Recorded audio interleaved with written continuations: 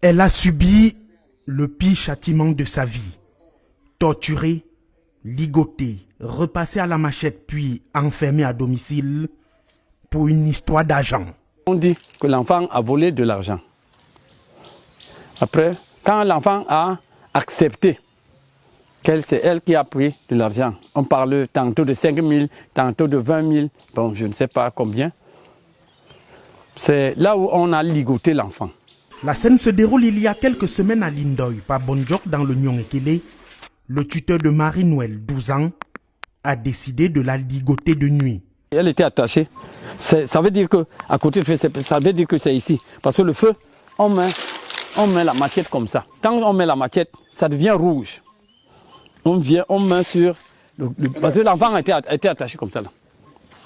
C'est comme on nous a dit. Elle était nue complètement. On met la maquette ici, partout.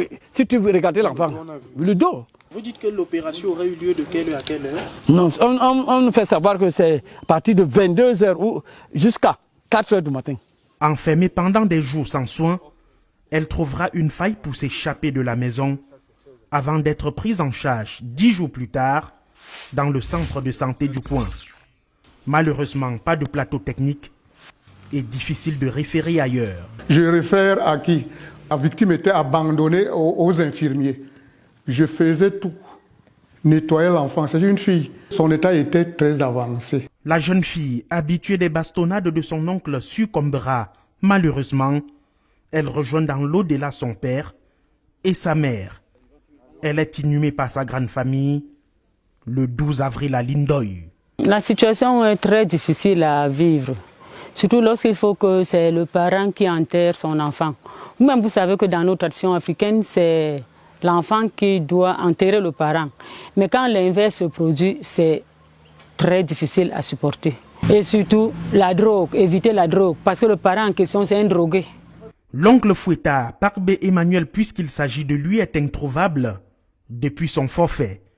Ses deux frères et son épouse ont été interpellés pour non-assistance à personne en danger.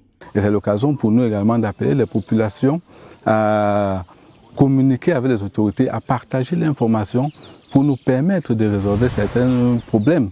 L'aide du maire de la localité, de l'administration et des affaires sociales n'ont pas suffi pour sauver Marie-Christelle. Ces deux cadets, habitués au châtiment de l'oncle, avaient été placés sous l'encadrement d'une tante. Ils ne verront malheureusement plus leur sœur.